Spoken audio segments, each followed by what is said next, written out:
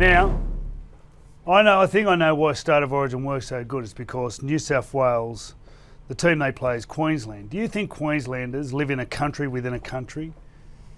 And that's a fair dinkum question. I think Queenslanders, they put Queensland before anyone else. And I think New South Wales people are bred differently. Do you think Queensland think they live in there's a country within a country? No, I probably don't see it that way because I grew up probably with the feeling that we had to give our best to be able to match it, and we probably felt. I'm almost going against you here, and I probably shouldn't, but we almost felt that we weren't as good, and we were almost second-rate citizens for a long time. Yeah. You used to hear some of the insults that came our way, and I remember when I got picked in the Australian side in 1981, I copped an absolute spray from a journo about me being included in the Australian side, and they said, and they even picked a Queenslander, and I thought, well, there we go, one of those blokes with two heads, 4 arms, all that sort of stuff. No, it's all true. It's all true. That was the way that it was. So I think probably what helped it along the way was the Origin. After that, both Queensland and New South Wales respected each other greatly because they knew that one mistake in a game of State of Origin footy of that standard could be the difference between not just success and failure in the game, but in the entire series. Who was your best opposition? Best opposition, I played against some wonderful footballers during my time. Brett Kenny, I'm often asked who was the best 5'8", and I said, look, don't go on with the question. He was the best. He was amusing on the football field. In the pressure of State of Origin footy, he used to come up with some things where he'd be pulling faces out there in the field, and you'd be thinking, if the coach saw it or if the selectors saw it, they'd snap. But that was the way that it was, and he used to wave to you. He used to do some other things that you can't mention either. But the ability that he had as a player was fantastic. He was, and we got to play against each other that often. Became a direct challenge every time. So they didn't pick him. They didn't always pick him, though, no, did they? Did not. Well, and they didn't always pick him at 5'8". Yeah. They picked him at centre, and somebody used to say to me, what do you think about Kenny being picked at centre? And I used to say, oh, geez, he's obviously got a plan in mind there. And I used to feel genuine relief that he was out there. And I didn't mean to be disrespectful to the guy that was playing in the number 6 jersey. It was just that I thought if you're picking your best team, why wouldn't you pick him in the best position possible? Yeah. And to have him, if he was playing alongside Peter Sterling, where they got plenty of ability on board at Parramatta, that would be the best thing possible. The player I thought, I went through sort of a couple of eras. First it was Alfie.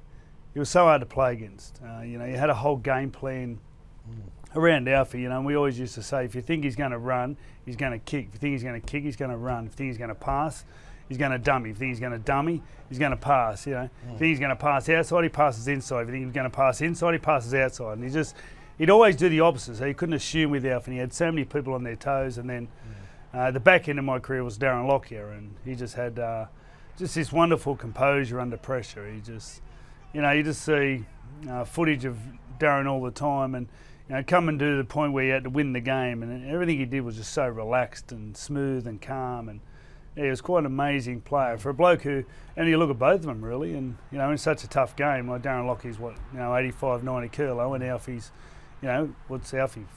5.5 foot tall. Yeah. It's pretty amazing, for two of the most lethal Queenslanders to be, really, without size and didn't look, powerful or overbearing, the they just sort of found a way. Yeah, and I'm sure that they gained, plenty of attention, displaying the type of form on board. But I'm damn sure that they didn't enjoy playing against Brad Fittler. The way that you were at that stage, the speed. I can remember watching you as a 19-year-old kid, and thinking to myself, well, is it too early, too soon? What's going on? And I think, and I'm damn sure that you'll agree with it, is that when you're provided with a challenge like that, it kind of dangles the carrot in front of you and makes you produce every bit of the good skills, the ability on board that's earned you selection in the first place. It was pretty good experience. I remember the black stuff under my eyes. I didn't really get much out. I only got about 10 minutes, but I remember getting the ball and just running around like a lunatic. And they won the game. Ricky still took the big intercept, but that was an amazing experience. What was the best Origin match you were involved in? 1989, Game 2, 1989, Sydney Football Stadium. We went out there, the Queenslanders, we were in a bit of trouble. Alan Langer broke his leg, Mal Meninga fractured his cheekbone, Paul Vaughton dislocated his elbow, Michael Hancock, Bobby Linder broke his leg and played for a period. Michael Hancock, he got dragged off. I think he busted an arm as well. But Bobby Linder's performance was something quite extraordinary. He kept limping, and I kept saying, get back into the line, stop being so slow. You know, you're going to let the team down. He had a broken leg, so that was the reason why that he couldn't get back on there so good. At the end of the game, we actually finished. It was the only time in State of Origin history where a team finished with 12 men. Bobby had to go off. He couldn't stand up on his leg any longer. It was absolutely killing him. We went into the dressing sheds, but before we got there, I grabbed the players and I said, turn around. I said, you're going to see something that you'll never ever see again. I can promise you that. They got a standing ovation from the crowd at the Sydney Football Stadium.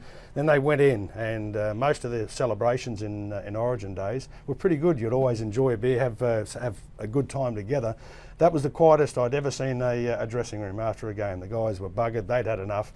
They just wanted to sit down, be able to, get their body back into relaxation mode, and basically get to rest more so than anything else. It was fantastic, and I'm sure you've got games like that where you just remember the players and what they did and what they were.